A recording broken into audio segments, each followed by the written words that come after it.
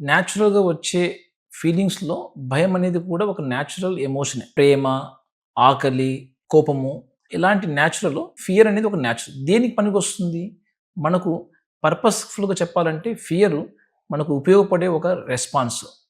మన brain cortex తయారు చేసే ఒక పనితనంలో ఇటువంటి ఫీలింగ్స్ మనకు న్యాచురల్‌గా పనికొచ్చే వాటిలో చెప్పాలంటే మనల్ని ఉన్న లైఫ్‌ని డిస్టర్బ్ చేయకుండా సర్వైవల్‌కి పనికొచ్చేదే ఫియర్.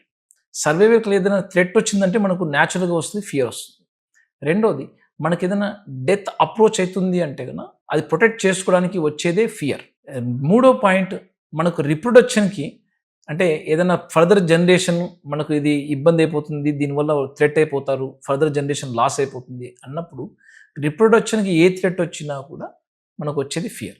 సో ఓవరాల్ చెప్పాలంటే సర్వైవల్‌కి థ్రెట్ వచ్చినా, డెత్‌కి అప్రోచ్ అయినా, మనకు రిప్రొడక్షన్‌కి ఏదన్నా హార్మ్‌ఫుల్ అనిపించినా కూడా ఫియర్ అనేది న్యాచురల్‌గా మనకు ఒక ప్రొటెక్టివ్ మెకానిజం మాదిరిగా బ్రెయిన్ తయారు చేసుకునే ఒక న్యాచురల్ ఎమోషనల్ ఫీలింగ్. ఒక రకంగా చెప్పాలంటే అనిమల్, న్యాచురల్ అన్న విధంగా చెప్తే ఇవి ఒక కొన్ని స్పెసిఫిక్ అనిమల్స్‌కి మనకు ఇవి మనకు ఎక్కడో అన్‌కాన్షియస్ మనం ఎప్పుడు లయన్‌తో కొట్లాడింది ఏం లేదు.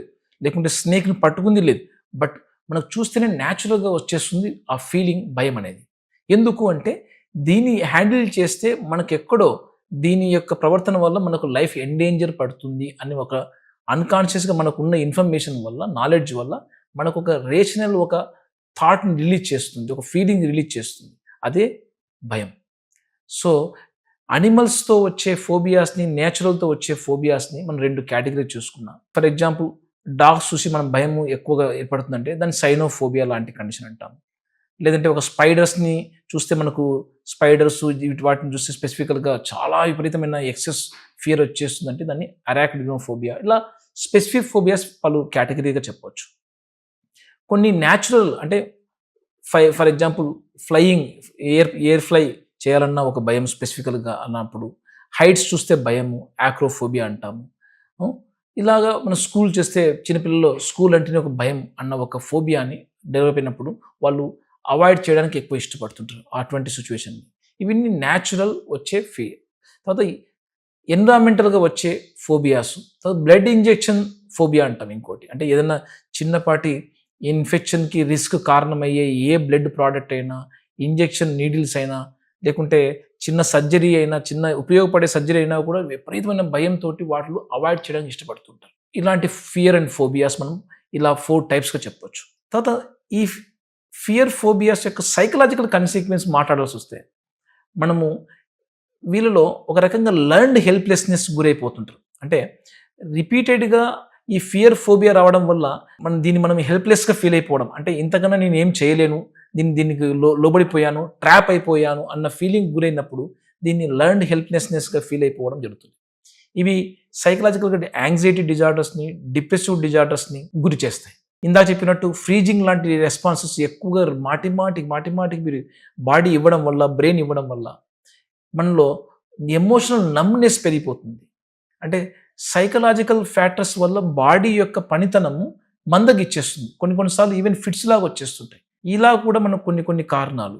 దీన్ని కన్వర్షన్ డిజార్డర్స్ అంటాం. ఇవి సైకలాజికల్‌గా బ్రెయిన్ యొక్క పనితీరుని ఇబ్బంది పెట్టే కండిషన్స్. తర్వాత ఈ ఫియర్ ఫోబియా వల్ల మనకు సోషల్ కన్సిక్వెన్స్ కూడా వస్తాయి. యెస్. ఎవరైతే ఎక్కువ భయపడుతూ, ప్రోకాస్టినేట్ చేస్తూ పనితనాన్ని ఎక్కువగా ఆర్గనైజ్ చేసుకోలేదనుకోండి, వాడి వల్ల ఆ కంపెనీకి, ఆ సంస్థకు, తన పర్సనల్ లైఫ్‌లో, సోషల్ రిలేషన్‌షిప్‌లో గాని అన్నిట్లో అవాయిడెన్స్ ఎక్కువైపోతే quality of relationship, work output తగ్గిపోతూ వస్తుందండి. సో, ఈ రకంగా సోషల్ కన్సిక్వెన్స్ మనం చెప్పొచ్చు. At the same time phobia వల్ల అనవసరంగా opportunities for example lift phobia ఉందనుకోండి. నీ ఆఫీస్ బిల్డింగ్ 10 స్టోరీల బిల్డింగ్ ఉందనుకోండి. 10 స్టోరీ బిల్డింగ్ ఉంది. నువ్వు లిఫ్టే అవాయిడ్ చేయడం లిఫ్ట్ నువ్వు ఎలా క్లోజ్ స్పేసెస్‌లో ఉన్నప్పుడు ఉన్న డిఫికల్టీని నువ్వు హ్యాండిల్ చేయకపోగా మేనేజ్ చేయకపోతే మాటిమాటికి నువ్వు స్టేర్స్ ఎక్కాల్సి వస్తుందనుకోండి. ఎన్ని సార్లు మీరు ఎక్కి దిగేసరికల్లా మీ ఎనర్జీ, మీ కాన్సంట్రేషన్ సో ఓవరాల్‌గా వర్క్ పైన నీకు ఇంట్రెస్ట్ కూడా తగ్గిపోతూ వస్తుంది. సో ఫోబియాస్‌ని నెగ్లెక్ట్ చేయొద్దు. చిన్నగానే కనిపిస్తాయి. కొన్ని సార్లు ఇవి చాలా లైఫ్‌ని డిసైడ్ చేసేంతగా కన్సిక్వెన్స్ ఇస్తుంటాయి. వీటిని హ్యాండిల్ చేయకపోతే, ట్రీట్మెంట్ చేసుకోకపోతే మనకు చాలా లైఫ్‌లో వెనకబడిపోతాం. సో, నీ ప్రయత్నాలు మించి నీ ఫియర్, ఫోబియాలు హ్యాండిల్ చేయకపోతే ప్రొఫెషనల్ హెల్ప్ తీసుకోండి. దీనికి సంబంధించిన సైకియాట్రిస్ట్ మీకు అందుబాటులో ఉంటారు. సైకియాట్రిస్ట్ దీని ఇటువంటి ఫియర్, ఫోబియా లాంటి విషయాల్లో వాళ్ళు ఎక్స్పర్ట్స్ కాబట్టి న్యూరో సైన్స్ ప్రకారంగా దీని ఎవాల్యుయేషన్ జరుగుతూ అవి హార్మోన్ల పరంగా వస్తుందా, జెనెటికల్ పరంగా వస్తుందా, సైకలాజికల్ ఫ్యాక్టర్స్ మిమ్మల్ని ఈ యొక్క ఫోబియాని మెయింటైన్ చేస్తున్నాయా, లేకుంటే ప్రాబ్లమ్ సాల్వింగ్ మెథడ్స్ తెలియక మీకు సోషల్ ఫ్యాక్టర్స్ మెయింటైన్ చేస్తున్నాయా, ఇవన్నీ ఎవాల్యుయేషన్ చేసుకుంటే దానికి తగ్గట్టు మెడిసిన్స్, కౌన్సిలింగ్స్, సజెషన్స్, ప్రొఫెషనల్ గైడెన్స్తో మీరు ఈ ఫోబియాని చాలా ఈజీగా 100కు 80 నుంచి 90% హ్యాపీగా దీన్ని మనం డీల్ చేయవచ్చు, మేనేజ్ చేయవచ్చు.